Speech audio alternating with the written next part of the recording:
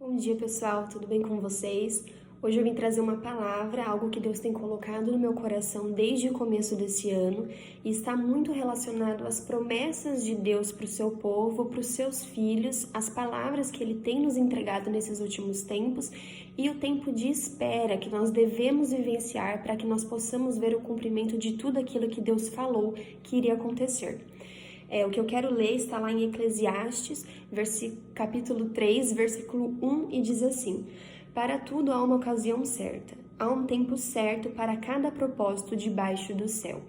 Se há um tempo certo para cada propósito debaixo do céu, nós podemos presumir que as coisas levam um tempo para acontecer. E esse tempo de espera é o tempo que nós vivenciamos, é o processo pelo qual nós passamos. A espera não é um momento de estar de mãos atadas, de esperar de braços cruzados, para ver aquilo que Deus irá realizar. Se nós consultarmos a Bíblia, sobretudo o Velho Testamento, nós podemos aprender com os homens de fé como é que eles esperaram pelo cumprimento das promessas que Deus havia feito para a vida deles. O primeiro homem de fé com quem nós podemos aprender é Noé. Noé levou 120 anos para construir a arca. Assim que ele e sua família, os animais, entraram na arca, demorou 7 dias até que começasse a chover, lembrando que a chuva era algo nunca visto antes. Eles permaneceram 40 dias dentro da arca com a chuva, que foi o tempo que o dilúvio durou, e ainda, mesmo que a chuva tivesse parado, eles esperaram por 150 dias até que pudessem pisar em terra seca. Noé realmente viveu um processo de espera, vendo a profecia, vendo a palavra de Deus se cumprir. E o que a gente pode aprender com Noé? Noé não esperou parado. Noé estava sensível à voz de Deus, ele recebeu e cumpriu todas as instruções que a ele foi determinada. Outra coisa importante é a persistência e o fato de Noé saber quem era o Deus a quem ele servia. Mesmo com as zombarias das outras pessoas, falando que Noé estava louco por esperar algo que nunca tinha visto antes, Noé persistiu e continuou, porque ele conhecia Deus. Ele sabia a quem ele estava servindo e, por conhecer Deus, ele podia confiar na sua palavra. Indo um pouco mais adiante, no livro de Gênesis, nós encontramos Abraão, que é o pai da fé. A Abraão foi prometida a descendência que viria através do filho da promessa, Isaque, que nasceria ainda em sua velhice, na velhice de seus pais, considerando que Sara não podia engravidar. Abraão teve o seu processo de espera iniciado no momento em que Deus pediu para que ele deixasse a sua terra e a sua parentela e caminhasse, peregrinasse a um lugar até então desconhecido por Abraão. Abraão realmente deu esses passos de fé porque ele não sabia para onde ele estava indo, mas ele também conhecia o Deus a quem ele servia e por isso ele confiava na palavra do Senhor. Lá em Gênesis está escrito que Deus disse a Abraão: farei de você um grande povo e uma grande nação e o abençoarei. Toda a terra que você está vendo darei a você e a sua descendência para sempre. Voltarei a você na primavera e Sara, sua mulher, terá um filho. De todas as coisas, de todos os ensinamentos que nós podemos tirar da espera de Sara e Abraão pelo seu filho, por Isaque, quero destacar aqui 2 coisas. A primeira coisa é essa que Abraão precisou sair do lugar onde ele estava. Às vezes, o processo de espera pelo qual nós estamos passando vai exigir de nós que nós caminhemos por lugares até então desconhecidos. Mas se nós nos apegarmos com esperança àquilo que Deus nos entregou, nós poderemos confiar e caminhar sabendo que Deus está abrindo as estradas, os caminhos à nossa frente. A segunda coisa muito importante é que nós não podemos tardar ou adiantar as promessas, o cumprimento da palavra de Deus. O tempo é de Deus, não é o nosso tempo. Sara, achando que o seu filho não viria, que Abraão não teria uma descendência por meio de um filho, pediu à sua serva que se deitasse com Abraão para garantir a descendência de Abraão. Mas nós precisamos nos lembrar que se Deus prometeu, Ele é fiel para cumprir. Nós não temos a necessidade de ajudar Deus. Deus não precisa da nossa ajuda, porque Deus irá fazer pelos seus próprios meios. Os caminhos de Deus, os modos de agir de Deus são diferentes dos nossos modos de caminhar e de agir. O terceiro homem de quem eu quero falar é José. José recebeu de Deus 2 sonhos que demoraram um tempão para que eles fossem cumpridos.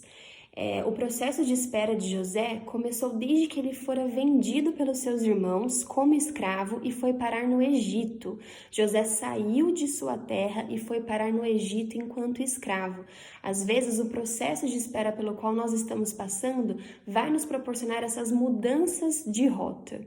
Mas o que eu quero falar aqui com José é que, na Bíblia, no capítulo 39 de Gênesis, 4 vezes é mencionado que o Senhor estava com José. O processo de espera pelo qual nós passamos nunca é vivenciado sozinho.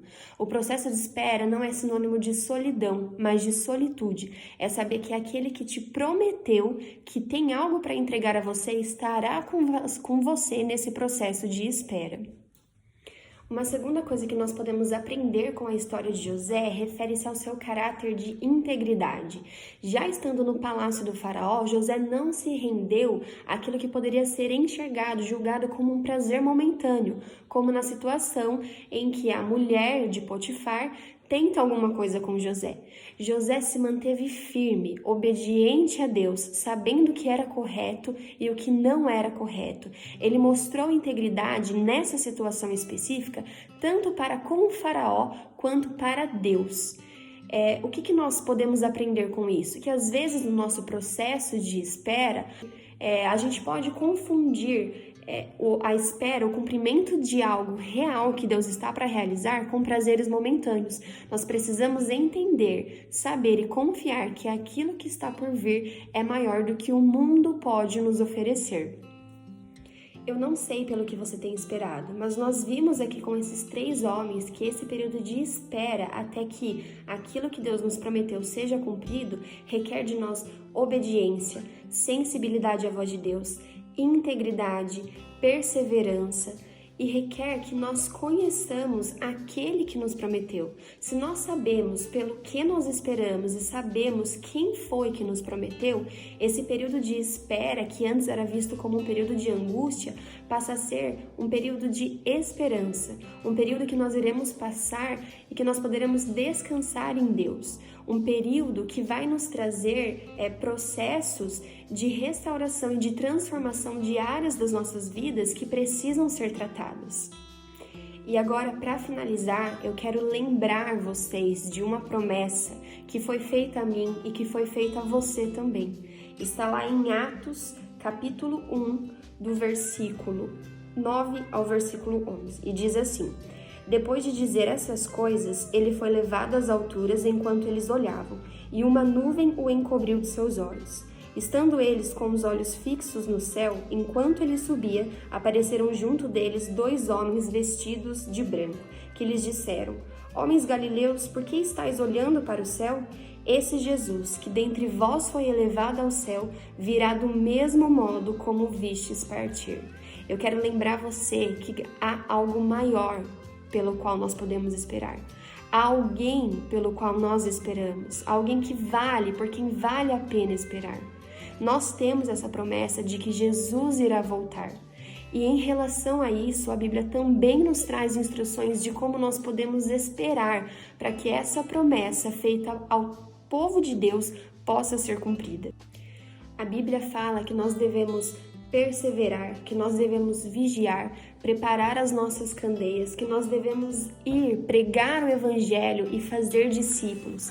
A Bíblia fala sobre purificação e sobre santificação, que nós possamos ser esse sacrifício vivo, santo e agradável a Deus todos os dias das nossas vidas até que Ele venha, até que nós vejamos os céus abrindo e Jesus voltando para estabelecer o seu reino aqui na terra.